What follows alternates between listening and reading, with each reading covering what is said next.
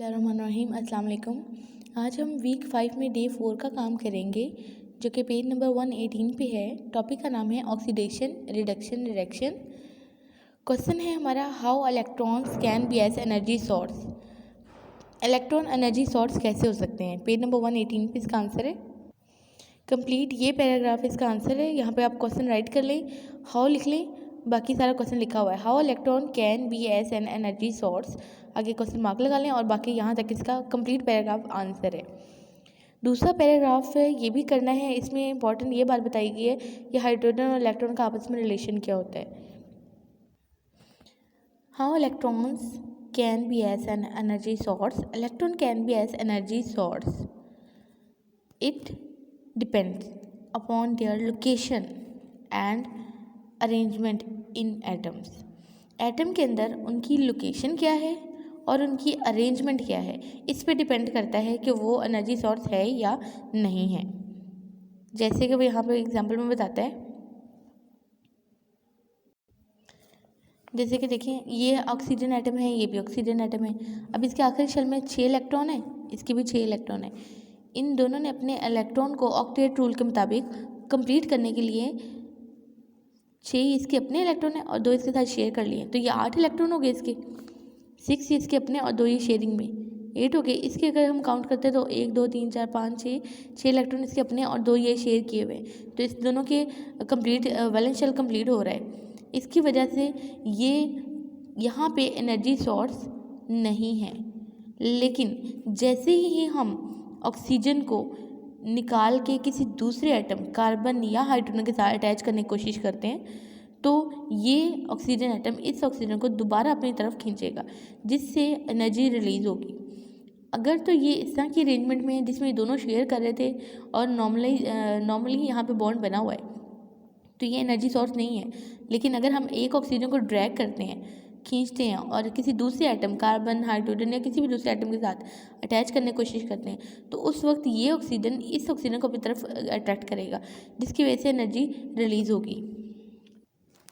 When they are present, electron की बात कर रहे हैं, when they are present in oxygen they make stable association with oxygen. एक ऑक्सीजन के इलेक्ट्रॉन दूसरे ऑक्सीजन के साथ स्टेबल एसोसिएशन बनाते हैं oxygen atom, and are not good energy source, तो ये एनर्जी सोर्स नहीं है। But if electron are dragged away from oxygen, oxygen से इलेक्ट्रॉन निकाले जा रहे हों, and attach to and some other atom, और किसी दूसरे एटम के साथ अटैच किया जाए, for example it may be carbon और हाइड्रोजन, जैसे कार्बन या हाइड्रोजन के साथ अटैच करने की कोशिश की जा रही हो, दे मेक अनस्टेबल एसोसिएशन, तो ये अनस्टेबल हो जाएंगे।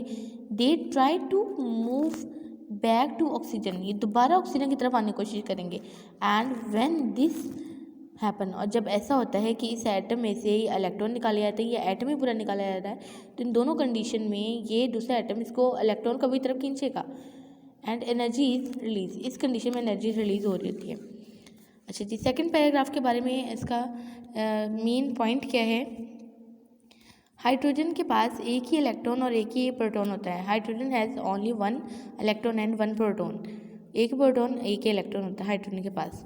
सो इट्स मीन डैट, इसका मतलब ये हुआ कि loss of hydrogen mean loss of electron. अगर आप एक हाइड्रोजन निकालें तो आप एक असल में एक इलेक्ट्रॉन भी रिमूव कर रहे हैं, या अगर आप ये दूसरे लफ्ज़ों में कहें कि अगर आप एक इलेक्ट्रॉन निकाल रहे हैं तो आप एक हाइड्रोजन भी रिमूव कर रहे हैं। ये पैराग्राफ एज सच हम पहले पढ़ चुके हैं अभी, और सिर्फ ये पैराग्राफ इसकी रीडिंग कर लेते हैं। In living organism redox reactions involve the loss and gain of hydrogen atoms. Redox reaction में असल में लॉस और गेन ऑफ हाइड्रोजन एटम हो रही होती है। We know that a hydrogen atoms contain 1 proton and 1 electron, कि हाइड्रोजन एटम के पास एक ही प्रोटॉन और एक ही इलेक्ट्रॉन होता है। It's mean that when a molecule loss a hydrogen atom, जब एक मॉलिक्यूल में से हाइड्रोजन एटम लॉस हो रहा होता है, लॉस हो जाता है, ख़त्म हो जाता है या निकल जाता है, it actually lose an electron, तो ये असल में एक इलेक्ट्रॉन, ये इलेक्ट्रॉन को भी लूज़ कर रहा है। और lose of hydrogen, lose of oxidation, loss कर देना इलेक्ट्रॉन को या हाइड्रोजन को, तो इसे हम ऑक्सीडेशन कहते हैं। And similarly when a molecule gain hydrogen atom, जब एक हाइड्रोजन एटम गेन करता है, it actually gain N electron, तो ये रिडक्शन हो रही है। किसी भी चीज़ में हाइड्रोजन का ऐड होना या इलेक्ट्रॉन का ऐड होना रिडक्शन कहलाता है। बस यहाँ तक ही करना है और लिखना आपने सिर्फ ये पैराग्राफ है एक।